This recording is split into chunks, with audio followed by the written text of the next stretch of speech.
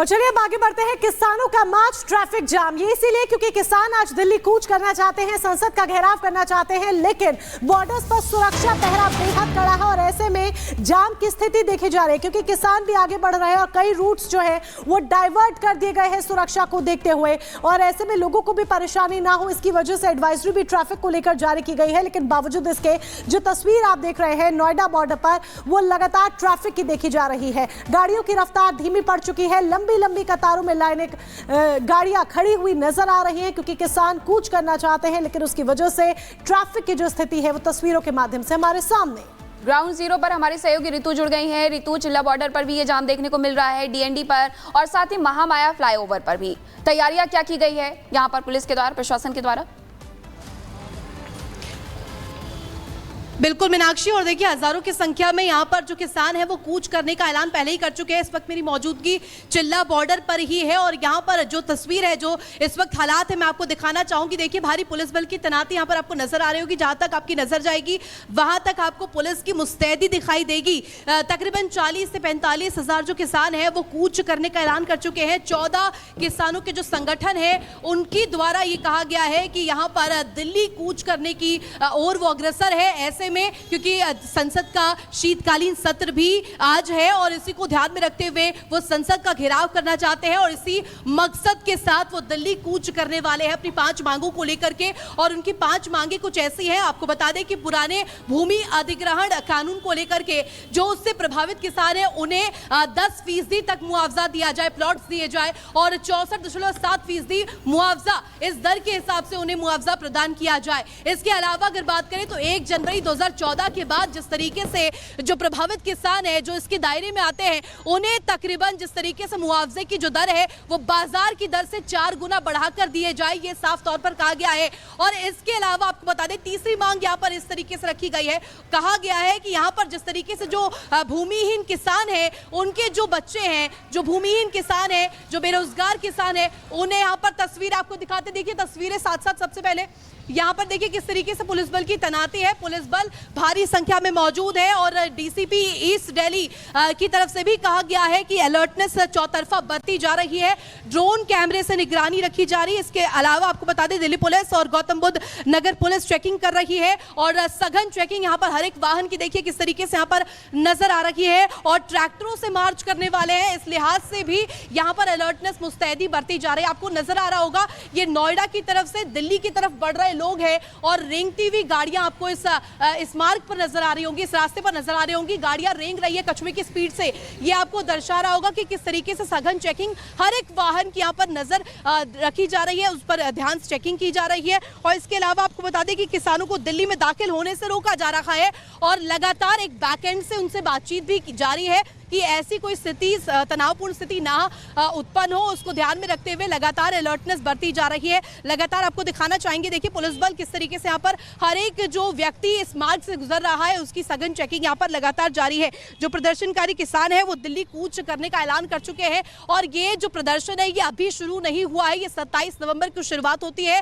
Greater Noida प्राधिकरण में सबसे पहले यहाँ पर प्रदर्शन किया गया, 28 नवंबर से यमुना प्राधिकरण के बाहर 1 दिसंबर तक ये जो किसान है ये डटे रहे और अपनी मांगों को साफ तौर पर नजर आए रखते हुए। और इस वक्त देखिए चिल्ला बॉर्डर की जो तस्वीर है, यहाँ पर जो हालात है, हर एक वाहन आपको कछुए की जो स्पीड है उससे रेंगता हुआ नजर आ रहा होगा और लगातार अलर्टनेस जो है वो पुलिस की तरफ से मुस्तैदी जो है बढ़ती जा रही है। हजारों की संख्या में किसान अपनी मांगों को लेकर के दिल्ली कूच की और अग्रसर नजर आ रहे हैं और इसकी वजह से नोएडा से दिल्ली जाने वाले जो रास्ते हैं उधर लंबा जाम लगा हुआ है। और अगर बात करें तो मांगे यहाँ पर लगातार किसानों द्वारा रखी जा रही है, भूमि अधिग्रहण कानून के तहत यहाँ पर मुआवजा दिया जाए, इसके तहत ही जो प्लॉट्स है वो आवंटित किए जाए, इसके लगातार मांग की जा रही है। जो भूमिहीन किसान है उनके बच्चों को रोजगार मुहैया करवाया जाए, पुनर्वास उनका कराया जाए, उनका लाभ उन्हें पहुंचाया जाए। हाई पावर कमेटी द्वारा जो पास मुद्दे, ठीक है ऋतु, बहुत सारी मांगे हैं जिसको लेकर किसान अब कूच करने की तैयारी कर रहे हैं और ऐसे में लंबा जाम भी लगता दिखाई दे रहा है, क्योंकि यहाँ पर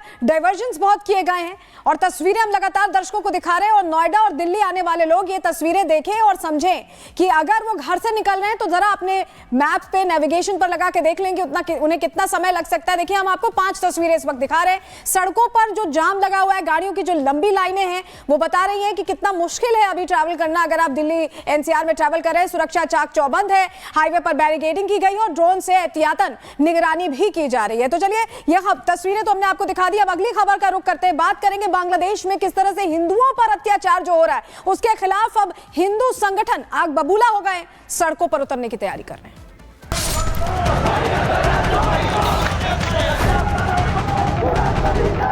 वहाँ इस्लामिक जिहादियों ने कब्जा कर और अब इसको जिहादियों को जन्नत बनाने की कोशिश की है। वो न सिर्फ हिंदू समाज के लिए बल्कि बांग्लादेश के लिए भी प्राण घातक है।